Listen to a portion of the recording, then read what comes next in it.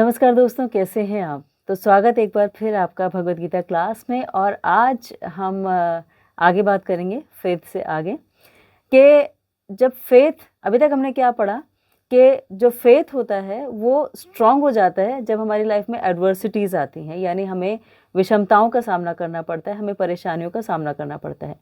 लेकिन दोनों चीज़ें हो सकती हैं, या तो विषमताओं में, अपनी परेशानियों में, अपनी सफरिंग्स में हमारा फेथ बिल्कुल ख़त्म हो जाए, या फिर वो फेथ और ज़्यादा एस्टैब्लिश हो जाए। तो जब द्रौपदी का फेथ और ज़्यादा एस्टैब्लिश हुआ तो फिर भगवान ने चीरहरण के समय उनकी रक्षा की।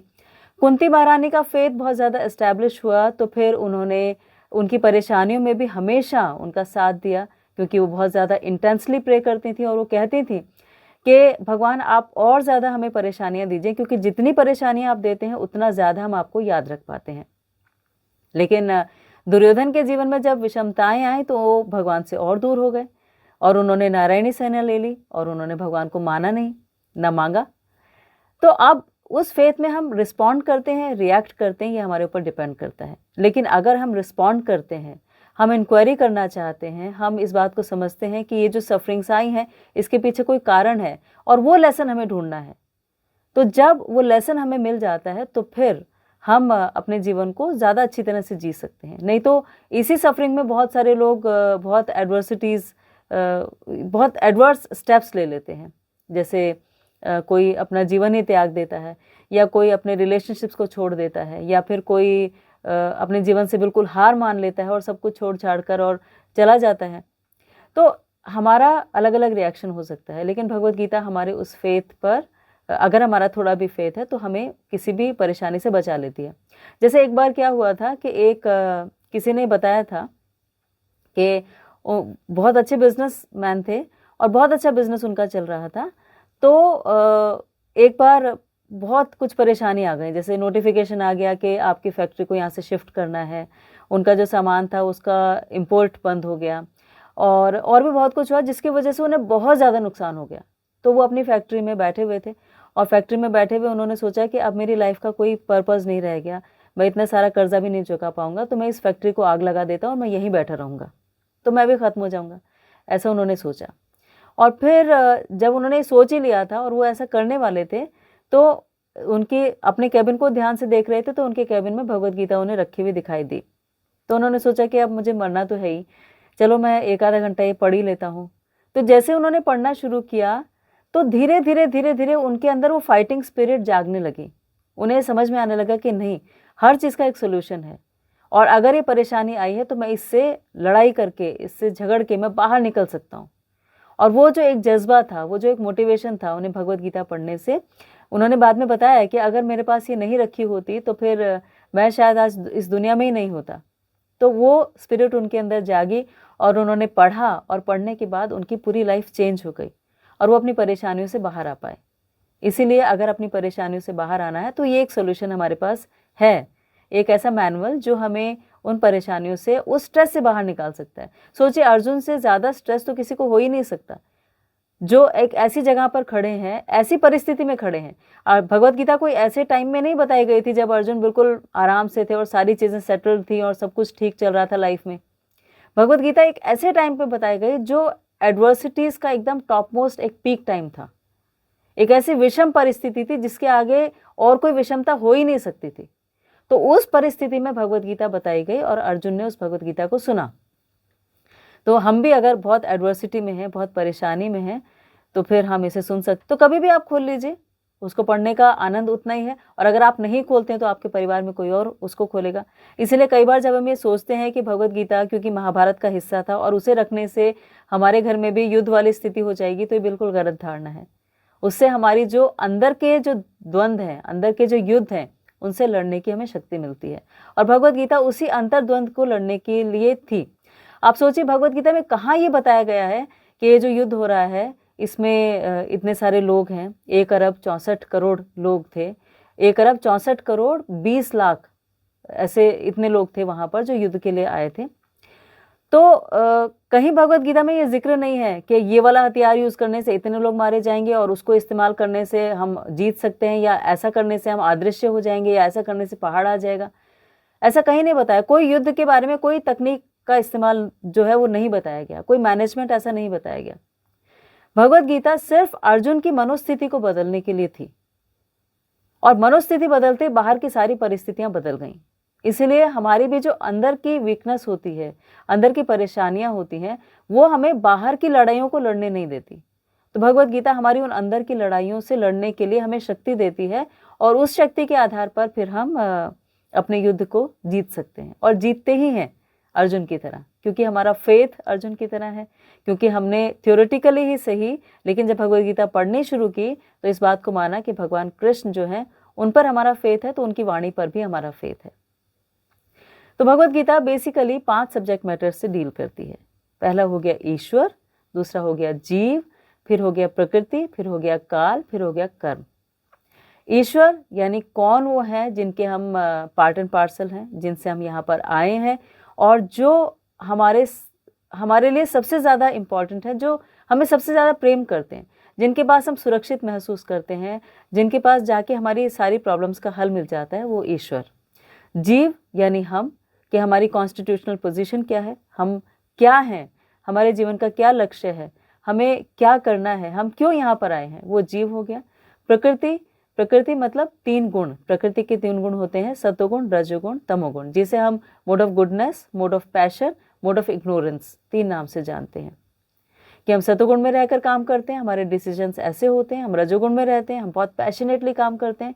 या हम तमोगुण में रहते हैं कि हम आलसी रहते हैं, हम चाहते हैं कि सब कुछ ठीक है, हो रहा है, नहीं हो रहा है तो कोई बात नहीं। तो वो 3 गुण हो गए। उसके बाद ईश्वर, जीव, प्रकृति, फिर काल। काल भी 3 पार्ट्स में डिवाइडेड है, जिसमें है भूतकाल, वर्तमान काल और भविष्य काल। और इसमें से हम वर्तमान में जीना सीखते हैं अगर भगवत गीता पढ़ते हैं। ज़्यादातर हम या तो पास्ट में जीते हैं, भूतकाल में जीते हैं, हमें याद आता रहता है हम ऐसे थे, वैसे थे, हमने ये किया था, हमें ये कमी हो गई, हम ऐसे अच्छे से जी रहे थे, या हमें किसी ने ऐसा बोल दिया था पास्ट में, तो हम पास्ट में जीते हैं। फ्यूचर में जीते हैं कि हमेशा एक इनसिक्योरिटी रहती है, एक डर रहता है, एक फियर रहता है कि पता नहीं आगे क्या होगा, और उसके लिए कितनी तैयारी हम कर लें। ज़्यादा कमाना उसी के लिए है, ज़्यादा अपना प्रोटेक्शन करना उसी के लिए है, ज़्यादा चीज़ों को जोड़ना उसी के लिए है, ज़्यादा चीज़ों को ख़रीदना उसी के लिए है। तो वो फ्यूचर हो गया। लेकिन प्रेजेंट में हम सबसे कम जीते हैं, और यही प्रेजेंट जब पास्ट बन जाता है तो हम इसमें जीना शुरू करते हैं।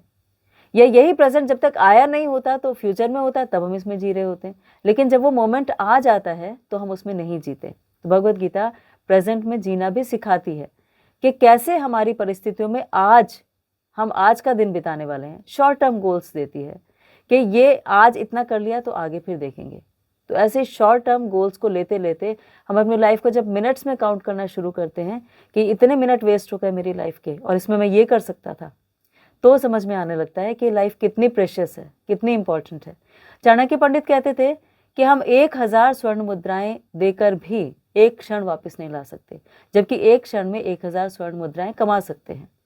तो फिर वो एक एक क्षण जो बीत गया, जो कल बीत गया, जो आज लौट कर नहीं आ सकता, उसमें हमने क्या किया, ये हमें इंट्रोस्पेक्शन का मौका मिलता है भगवत गीता पढ़ने से। उसके बाद आता है ईश्वर, जीव, प्रकृति, काल और फिर कर्म। कर्म भी 3 तरह से डिवाइडेड होते हैं, अकर्म, विकर्म और कर्म। तो इन तीनों में क्या डिफरेंस है ये भी हमें समझ में आता है।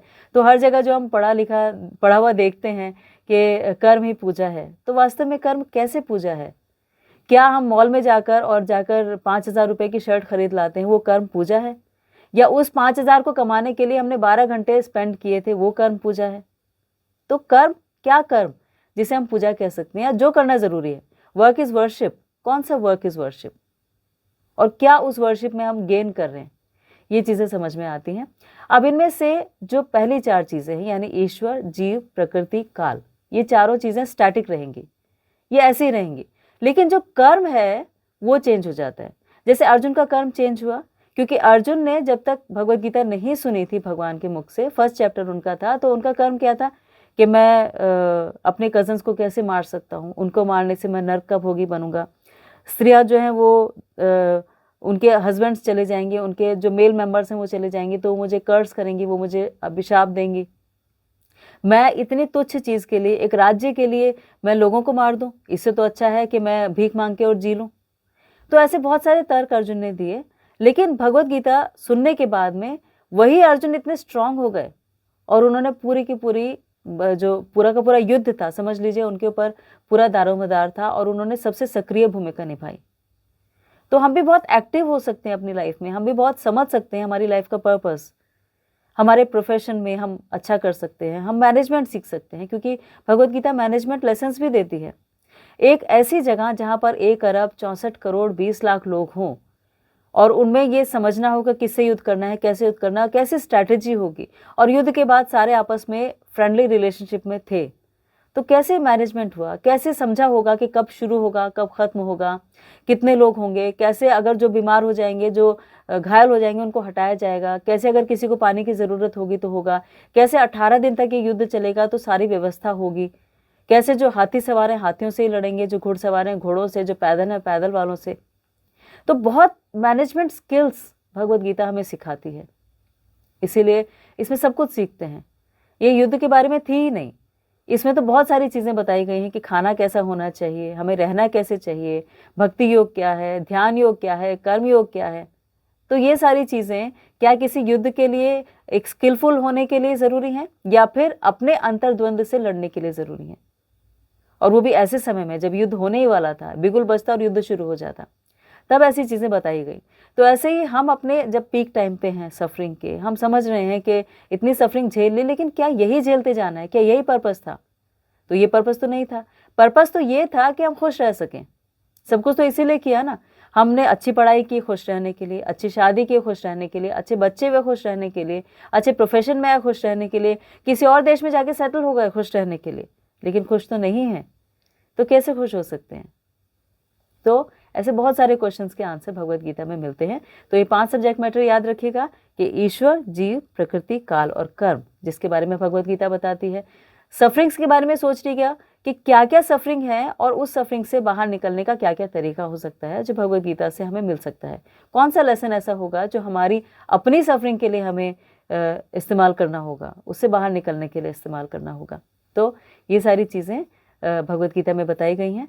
आगे हम और पढ़ेंगे कि ये 5 सब्जेक्ट मैटर्स को कैसे डिफाइन किया गया है, कैसे समझाया गया है, ईश्वर कौन है, जीव की कॉन्स्टिट्यूशनल पोजीशन क्या है, प्रकृति के गुण कैसे हमारे ऊपर प्रभाव डालते हैं, काल कैसे हमें प्रभावित करता है, हमारे जीवन को चलाता है, और कर्म कैसे बदले जा सकते हैं। तो इसके बारे में आगे डिस्कस करेंगे, क्योंकि एक ही वीडियो में अगर सब बताऊंगी तो बहुत लंबी हो जाएगी और इतनी लंबी वीडियो देखने का टाइम आपके पास होगा नहीं। तो प्लीज़ अपना बहुत ख्याल रखिएगा, इसे पढ़िएगा और फिर इसके बारे में हम आगे डिस्कस करेंगे। आपने आज के लिए टाइम निकाला, इसके लिए आपका बहुत बहुत थैंक यू, धन्यवाद, शुक्रिया।